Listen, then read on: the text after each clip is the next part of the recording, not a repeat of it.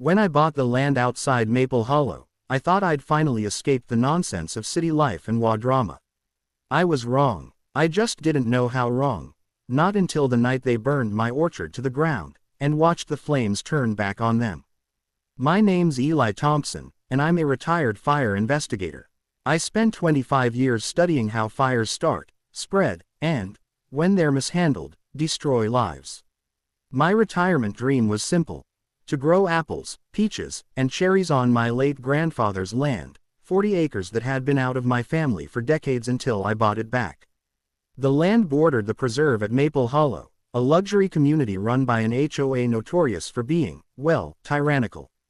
You know the type: $5 million homes, gleaming driveways, and people who thought property lines were a suggestion, not a boundary. At first, they were polite enough. I'd see them walking dogs along the fence line, sometimes staring through my trees as if they couldn't believe a farm existed so close to their gated paradise. But once my orchard started thriving, and once word spread that I wasn't part of their HOA, their smiles started to twist. The community beautification complaint. It started with a letter. Greater than, Dear Mr. Thompson, the HOA board has received several complaints regarding the visual inconsistency your orchard creates with our community's landscaping standards. While we respect your independence, we encourage you to maintain a more cohesive aesthetic. They wanted me to trim my trees evenly, remove unsightly crates and ladders, and repaint my storage barn in a neutral beige. I laughed. Then I framed the letter and hung it on my barn wall under a sign that said, Not a member, not my problem. 2 days later, they sent another letter, this time accusing me of harboring agricultural pests, and threatening to take measures if I didn't comply with community safety expectations. I didn't respond. I knew their kind: entitled, control-hungry, and used to getting their way. If I pushed back, they'd escalate. But I underestimated how far they'd go. The fire ban. That summer, drought hit Maple Hollow hard. Temperatures soared, and winds whipped dry grass into tinder. The county fire marshal, an old buddy of mine, declared a strict burn ban. No open flames, no brush burns, no fireworks. I posted signs all around my property. No burning, fire ban in effect. The HOA sent their own email blast reminding residents to report any rural burns to the authorities. The irony, as I'd soon find out, would be almost poetic. The HOA president. Her name was Sandra Whitmore, but everyone in town called her Queen Karen. Perfect hair, perfect car, and a voice that could slice glass. She'd been the HOA president for 7 years, and rumor was she'd ruined lives to keep her crown. Sandra didn't like me. From the day I moved in, she'd make little digs at meetings and in passing. Oh, you must love the smell of manure in the morning, or, your little orchard looks quaint next to our community park. She saw me as an eyesore, a reminder that not everyone bowed to her HOA kingdom. The day it happened. It was late August. I was at the farmer's market downtown, selling baskets of peaches and cider. Around 2 p.m., my phone buzzed with a text from my neighbor across the road, a quiet rancher named Pete. Greater than Pete. Eli, your orchard's smoking. I think someone's burning on your property. My heart dropped. I jumped in my truck, broke every speed limit, and tore down the dirt road. Even from half a mile away, I could see the column of smoke rising over my trees. When I pulled up, I saw them. 3 HOA board members: Sandra, a man named Gary, the vice president, and another woman. Standing near my fence, holding shovels and rakes. Behind them, a pile of my trimmed branches and dried brush was on fire. They'd set it inside the fence line, on my property. I slammed on the brakes, jumped out, and yelled, What the hell do you think you're doing? Sandra didn't even flinch. Oh, Eli, she said with that smug grin. We're just helping clear the dry brush near our homes. It's a fire hazard. You really should have kept it tidier. I could barely speak. There's a county ban. You can't burn anything. Gary shrugged. We're following community safety protocol. That's when the wind shifted. A hot gust carried sparks from their little fire straight into the nearest row of peach trees. In seconds, the flames raced up the dry grass, leaping from one trunk to the next.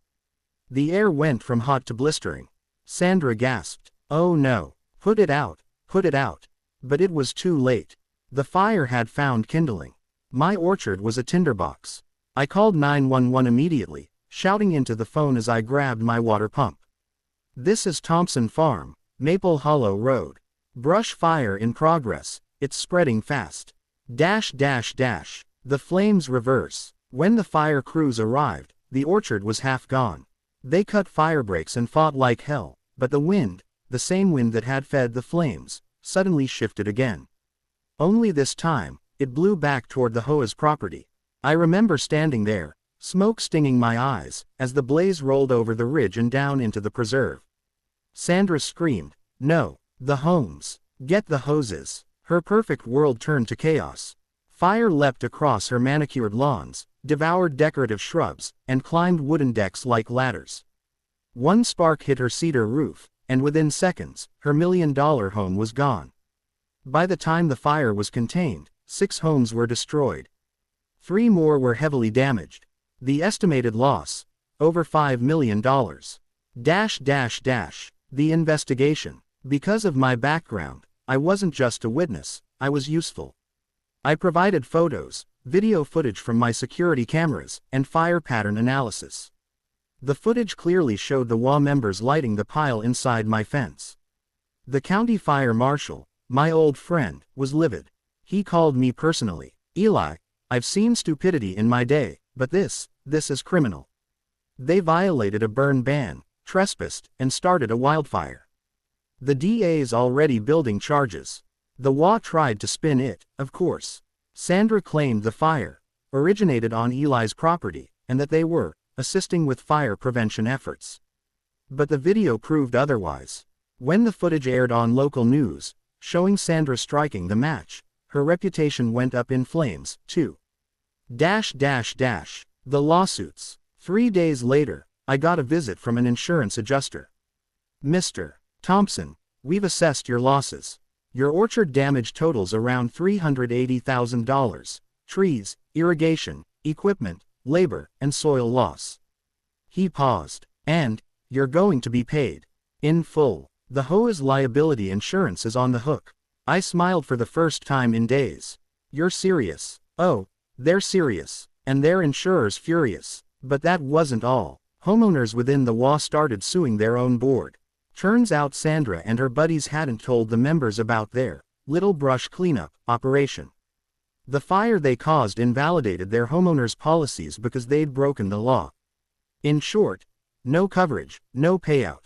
One resident, a surgeon whose $1.2 million home was reduced to ash, confronted Sandra during a televised town meeting. "You burned down my house. My kids' rooms," he shouted, "all because you wanted the orchard to look better." Sandra tried to talk over him, but the room exploded in outrage. By the end of the month, the entire HOA board had resigned or been arrested. Arson, reckless endangerment, property damage, the list went on. The turnaround. I could have stopped there, but I had a bigger plan. I used my insurance payout and a grant from the state agriculture fund to rebuild, only this time, I went bigger. I replanted fire-resistant hybrids, installed underground sprinklers, and built a natural firebreak between my property and the former HOA community. The kicker: when the HOA dissolved, the burned lots went up for sale at auction. Guess who bought 2 of them? That's right, me. I built a cider house on one lot and a cold storage facility on the other. Locals started calling it Phoenix Orchard. The irony: Sandra's old street sign still stood at the corner, Whitmore Lane. I left it there on purpose. A monument to poetic justice. The interview. Months later, a reporter from the Maple Hollow Gazette came to interview me. "Eli, some people say it's ironic how the fire started with your orchard but ended with the HOA's homes. Do you think that's fair?" I looked out over the rows of young trees, their leaves shimmering in the breeze. "Fires don't care about fairness," I said. "They follow cause and effect. You light a match in the wrong place, nature will handle the rest." She smiled. "Would you ever live near an HOA again?" I chuckled. "Only if they plant trees instead of rules." The epilogue. Karma in full flame. A year later, I attended the sentencing hearing for Sandra and her 2 accomplices. They pled guilty to negligent arson and trespassing, got community service and massive restitution orders. Sandra lost her home, her position, and her reputation. She now volunteers with the Firewise program, teaching about wildfire prevention. I almost felt bad for her. Almost. After the hearing, she approached me in the hallway. Her once flawless hair was dull, her confidence gone. "Eli," she said softly, "I didn't mean for any of this to happen." I studied her face for a long moment. "No one ever does," I replied. "That's why there's a burn ban." And I walked away. 1 year later, Phoenix Orchard flourished. My peaches won a state fair award, my cider business took off, and tourists came from all over to hear the story of the fire that turned back. Every year on the anniversary of the fire, I light one small candle at sunset on the edge of the property, a controlled burn inside a metal lantern. It's not vengeance, it's remembrance. A reminder that arrogance burns brighter than gasoline, and when people think they can control what they don't respect, nature always, always, writes the final chapter. Moral of the story: respect nature, respect boundaries, and never, ever light a fire where you don't belong, because sometimes, the flames come back home.